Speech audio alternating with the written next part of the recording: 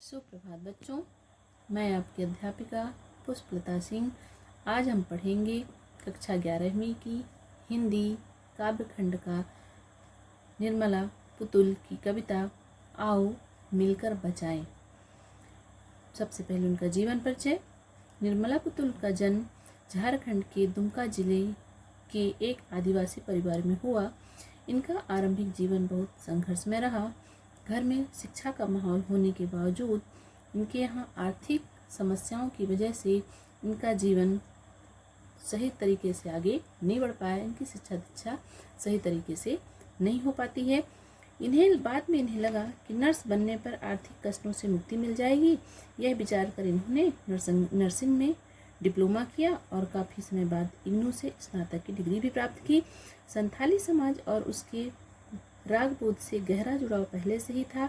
Nursing शिक्षा के समय जब इन्होंने बाहर की दुनिया से परिचय किया, बाहर की दुनिया के बारे में जाना, तो दोनों समाज की क्रिया प्रतिक्रिया से वह बोध विकसित हुआ जिससे वह अपने परिवेश की वास्तविक स्थिति को समझने में सफल रही।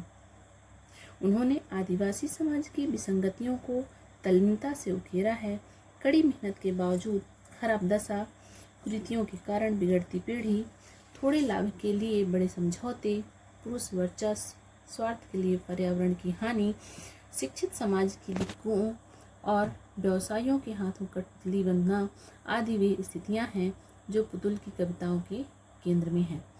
वे आदिवासी जीवन के कुछ अनछुए पहलुओं से कलात्मकता के साथ हमारा परिचय कराती हैं और संथाली समाज के सकारात्मक और नकारात्मक दोनों पहलुओं को बेबाकी से हमारे सामने रखती हैं।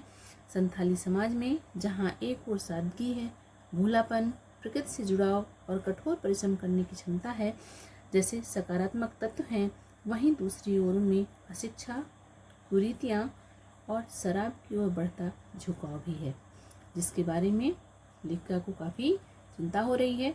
उन्हें अपनी संथाली संस्कृति को खोने का डर है। उन्हें डर है कि हमारी जो संस्कृति है संथाल की, यहाँ के जो लोग हैं कहीं अपनी पहचान खो ना बैठें। आओ मिलकर बचाएं कविता का शीर्षक है और शीर्षक से इस बात का पता चलता है कि लेखिका संथाल परगना के लोगों का, झारखंड के दूरदराज क्षेत्रों में निवास करने वाले लोगों का आह्वान कर रही है और कह रही है कि आओ हम अपनी संस्कृति को, अपने रहन सहन को, अपनी सोच को, अपने प्राकृतिक सौंदर्य को मिलकर बचाएं। लेखिका लिखती हैं, अपनी बस्तियों को नंगे होने से, शहर की आबो हवा से बचाएं उसे। यानी हमारी बस्तियां शहरी वातावरण की उच्च श्रृंखला के प्रभाव में आती जा रही हैं। इस कारण हमारे क्षेत्र में पाई जाने वाली मर्यादाएं टूटती जा रही हैं, अर्थात हमारे क्षेत्र के लोगों के जीवन की जो मर्यादाएं थीं वो अब उच्च श्रृंखला हो गई हैं, उच्च सोच रखने लगी हैं, जिससे उनकी अपनी स्वयं की जो मर्यादाएं निर्धारित थी वह अब टूटने लगी हैं। हमारे इलाके के लोग शर्म हया छोड़कर नंगे होते जा रहे हैं। लेखिका लिख रही हैं कि हमारे इलाके या हमारे क्षेत्र के दूरदराज के जो जंगलों में निवास करती हुई जनजातियां हैं वो अब शर्म हया को छोड़कर कुछ ज़्यादा ही आधुनिक होते जा रहे हैं। उनकी सोच आधुनिकता को स्वीकार कर रही है। उनके तन के कपड़े भी तन ढकने के बजाय तन को दिखाने की होड़ करने लग गए हैं। यहाँ लेखिका नंगी होने की बात जो है 3 बातों को दर्शाती है। पहला तो कम कपड़े से शरीर ढकना, और दूसरा सोच में आधुनिकता बनाना, और तीसरा धरती को वृक्ष विहीन किया जाना। 3 चीज़ें यहाँ लेखिका बताना चाह रही हैं। इसलिए लेखिका कहती है कि यहाँ के वृक्षों को काट कर धरती को वृक्ष विहीन किया जा रहा है, अर्थात हमारी जो धरती, वहाँ के जो जंगल हैं, इनको आधुनिकता के कारण, शहरों के समान विकास के कारण जंगलों को काटा जा रहा है, धरती को वृक्ष विहीन किया जा रहा है। इस तरह से तो एक दिन पूरी की पूरी बस्ती हड्डियों का ढेर बन जाएगी, अर्थात शहरी संस्कृति के प्रभाव में यहाँ के निवासी रक्त मांसहीन होकर दुर्बल हो जाएंगे और वातावरण प्रदूषित हो जाएगा, अर्थात सोच बढ़ेगी, लोग गलत चीज़ों के शिकार होंगे, नशा व्यसन या बहुत सारी बुराइयां लोगों में घर कर जाएंगी, जिसके वजह से उनके जीवन पर बुरा असर होगा, उनका शरीर कमज़ोर होगा और वो सिर्फ हाड़ मांस के कंकाल बन जाएंगे। अर्थात यहाँ लेखिका जो कहती है हड़िया में, हड़िया का मतलब हड्डियों का बर्तन, ठीक है। तो लेखिका कहती है कि हड़िया में डूबने से बचाएं, अर्थात यहाँ के लोगों को हाड़ मांस का पुतला बनने से रोकें, उनके शरीर की जो चुस्ती है, फुर्ती है, जो उनका स्वस्थ शरीर है, उसको हम बुरी आदतों से बचाएं डूबने से पूरी की पूरी बस्ती को हड़िया में। लेखिका आगे कह रही हैं कि अपने चेहरे पर संथाल परगना की माटी का रंग, भाषा में झारखंडीपन, ठंडी होती दिनचर्या में जीवन की गर्माहट, मन का हरापन, भोलापन दिल का, अक्खड़पन जुझारूपन भी ने लिखकर बताना चाहती हैं कि हमारे झारखंड के लोगों के चेहरे पर शहरी संस्कृति का प्रभाव ना हो, अर्थात उनके चेहरों से शहरी संस्कृति ना झलके, उनकी सोच शहरी संस्कृति का शिकार ना हो, बल्कि उनके चेहरे पर संथाल परगना की मिट्टी का स्वाभाविक रंग हो।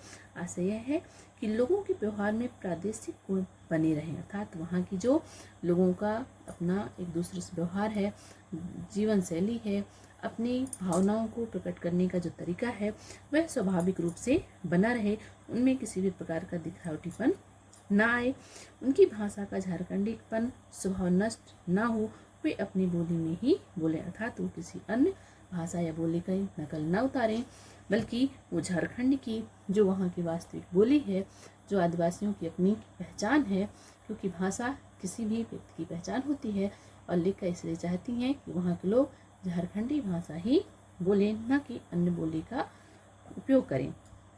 शहरी संस्कृति के प्रभाव में आकर यहाँ के लोगों की दिनचर्या में ठहराव आ गया है, यानी ठंडी होती दिनचर्या में जीवन की गर्माहट।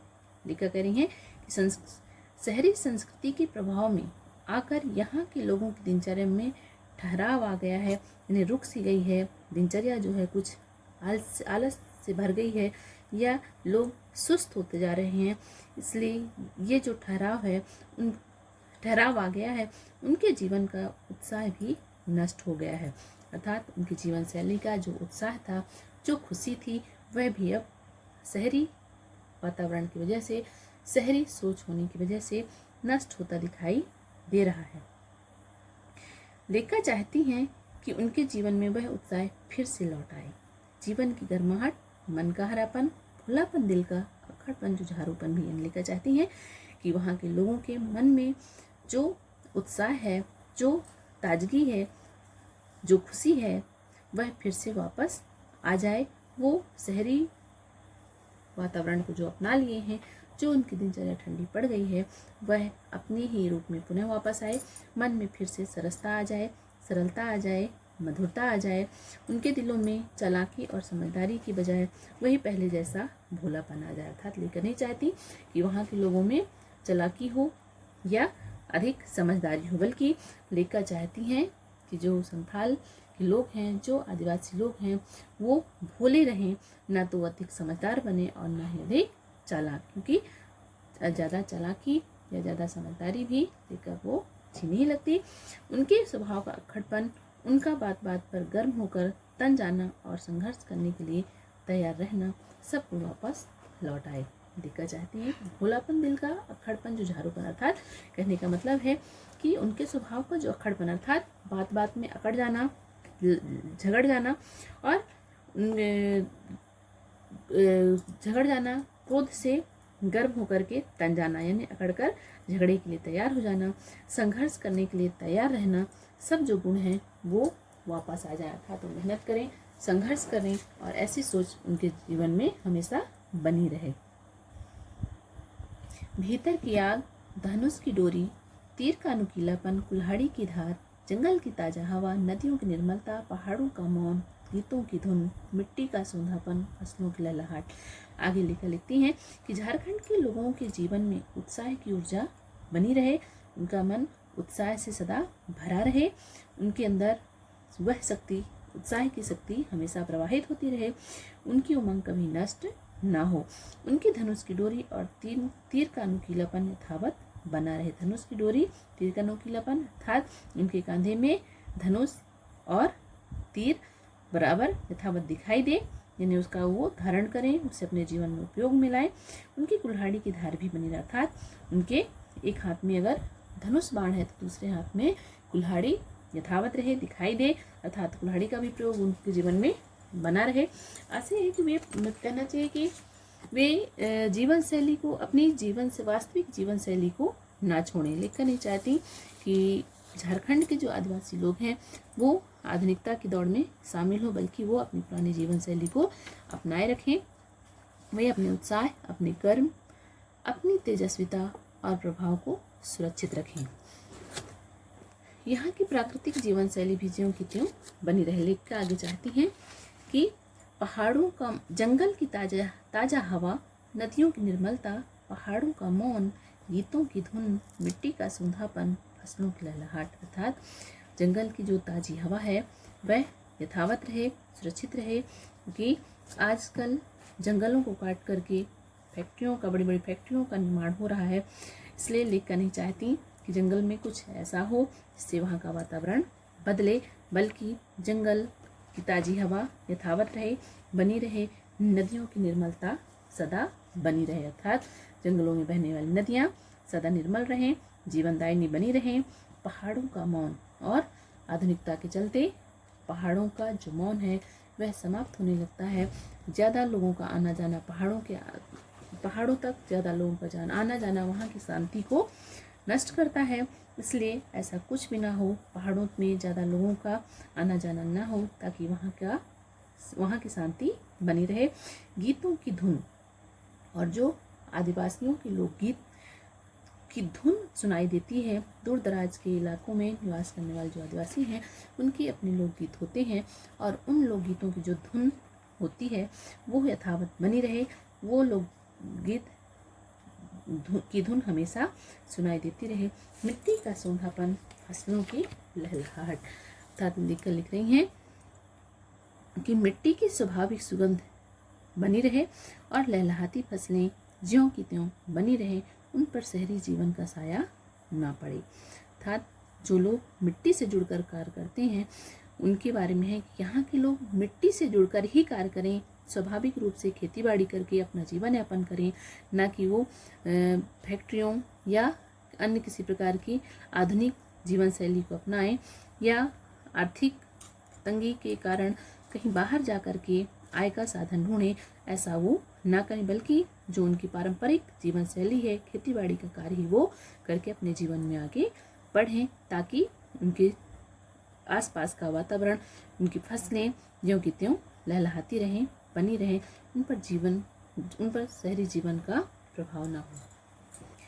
नाचने के लिए खुला आंगन, गाने के लिए गीत, हंसने के लिए थोड़ी सी खिलखिलाहट, रोने के लिए मुट्ठी भर एकांत। लेकर आगे लिखती हैं कि हमारे जनजीवन में फिर से नाच गान का उल्लासमय वातावरण हो, नाचने के लिए खुले आंगन हो, वहाँ नृत्य प्रति गीत गाए जाते हों, हमारे जीवन में हंसी हो, खिलखिलाहट हो, और रोने के लिए मुट्ठी भर एकांत। अर्थात अगर जब कभी मन उदास हो तो अपनी उदासी को दूर करने के लिए एकांत का वातावरण भी हमें हासिल हो।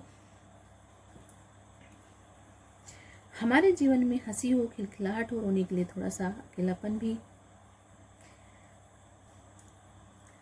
भी मिले, बच्चों को खेलने के लिए खुले मैदान मिले। लिखना चाहती हैं कि हमें नाचने के लिए खुला आंगन, गाने के लिए वहाँ के लोकगीत, हंसने के लिए खिलखिलाहट, रोने के लिए एकांत, और बच्चों के लिए खेलने के मैदान मिले, और पशुओं के लिए हरी हरी घास, बूढ़ों के लिए पहाड़ों की शांति।